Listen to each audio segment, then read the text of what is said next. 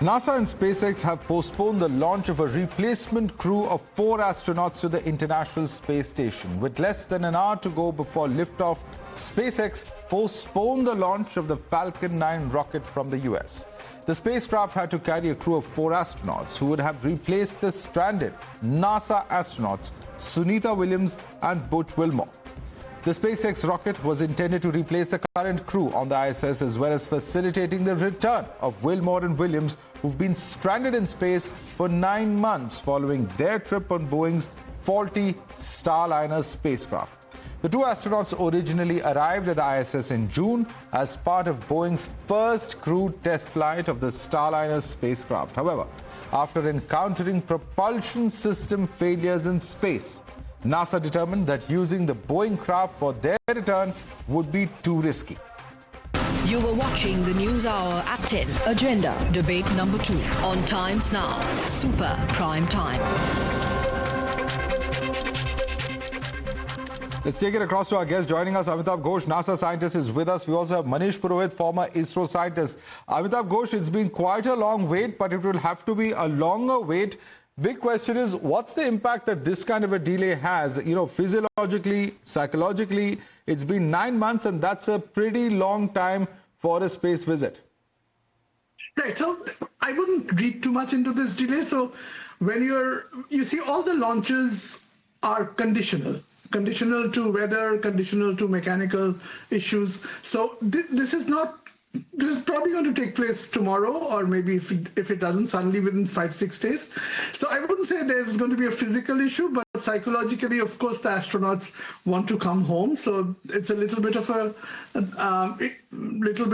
effect. But otherwise, I wouldn't think that this is pretty much, when you think of a launch, we always think that it can be like plus minus 5 days, perhaps, because of minor issues.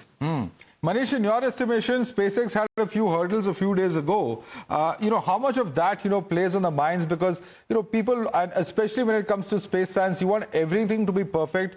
Very, very challenging because, rocket science is rocket science. It's called that for a reason because of its sheer complexity. How much of that would have had a bearing, for instance, on the postponement today?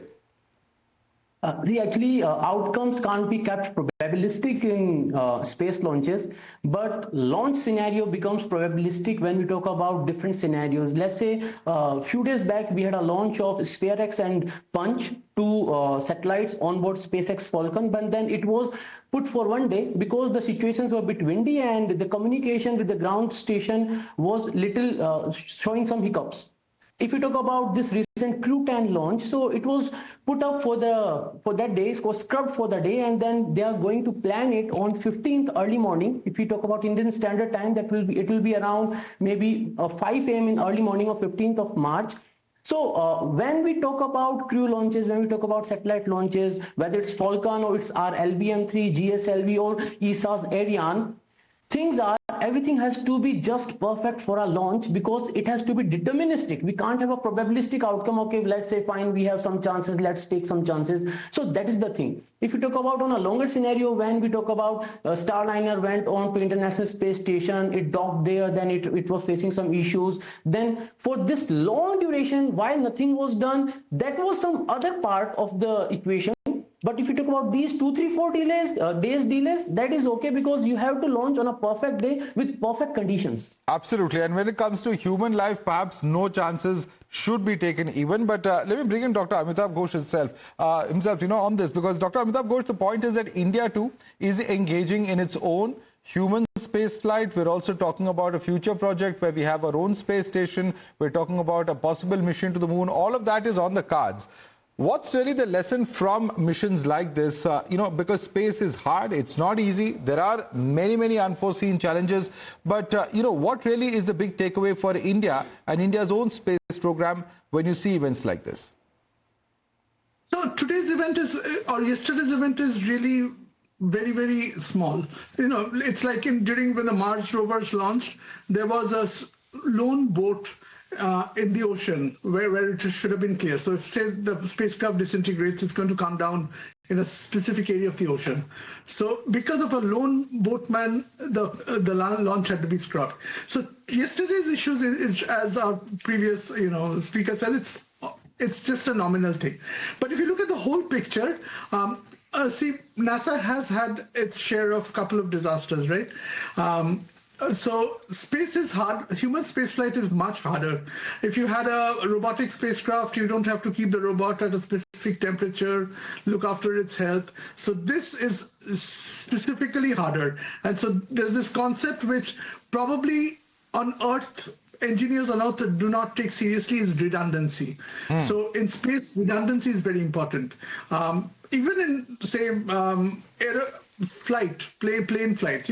So the Boeing 747 has 4 engines. What if one fails, 2 fails? You still have 2 more. So here redundancy is very important. You have to see, okay, this happens, then what is the backup? What is the third backup?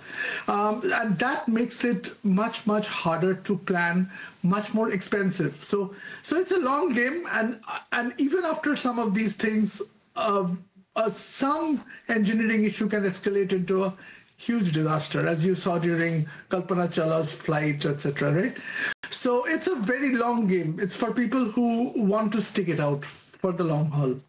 All right. And, Manish, in terms of actually, interesting that he mentioned vitamin C, he's talking about, the psychological impact of this.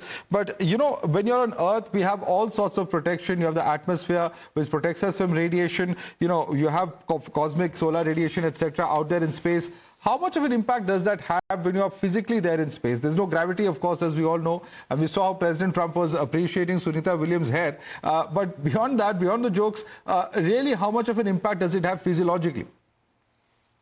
Yeah, there are certain scenarios that have to be taken care of. But when we talk about veterans like Sunita Williams and Butch Wilmore, they are well trained to take care of such scenarios. And they, whether psychologically or physiologically, they are trained to take up the plan B also. Now, these are the contingency plans when, they were planning just for 8 days mission, but now they have stayed for more than 9 months.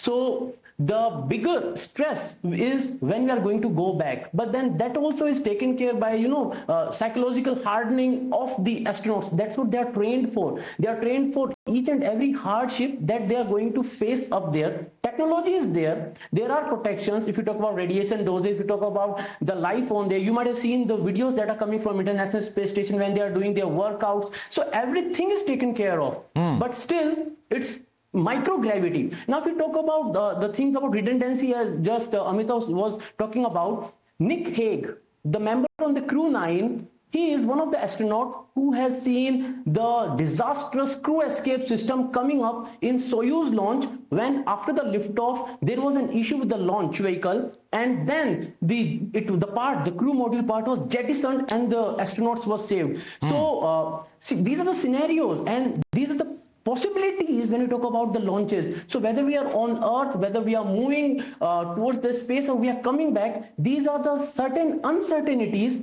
that have to be, deterministically known before we attempt. Absolutely, so, and that's why the big challenge as far as spacefaring is concerned. But Amitav Ghosh, how much importance do you give to the political fight that's on in terms of these astronauts? Because we've seen the current regime, whether it's Trump, whether it's Musk, say that it is the previous administration, the Biden administration, that allowed them to continue in space, and now there are strong efforts being made to bring those astronauts back. How much importance do you attach to those statements? Are they just political, or do they have some merit to them? Well, it's in the minutiae. I don't think these are important. What is important is if you think the long-term picture. We were there in the International Space Station for a few decades, and the next step is in 5 years the International Space Center will be deorbited, and NASA is thinking of setting up a base on the moon, as is Jeff Bezos.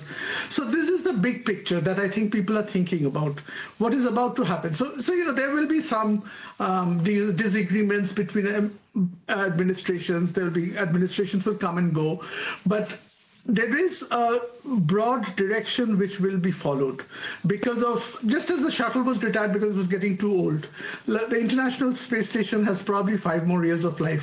And then we have to think of the next thing, which may be perhaps the base on the moon.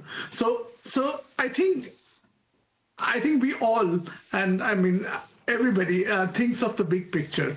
And, the small things, these are very important. And Amitabh, very quickly, there's also, some kind of an emergency provision from the Soyuz spacecraft in case, these missions keep getting delayed. If there is some kind of a health or a medical emergency, they can return using that. So it's not all doomsday scenario for Williams and Butch.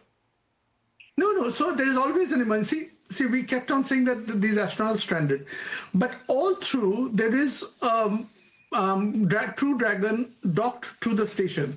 So if there is indeed an emergency scenario, they can instantly come back. And as you said, there's also a thing of the Soyuz can also bring you back. All right. So there is a glimmer of hope. Amidst all the suspense and all those daily conversations, there is a glimmer of hope there. Amitabh Ghosh as well as Manish Purohit, I'd like to thank both of you for joining us and educating and explaining to our viewers what all this really means and implies. Thanks so much for joining us this evening.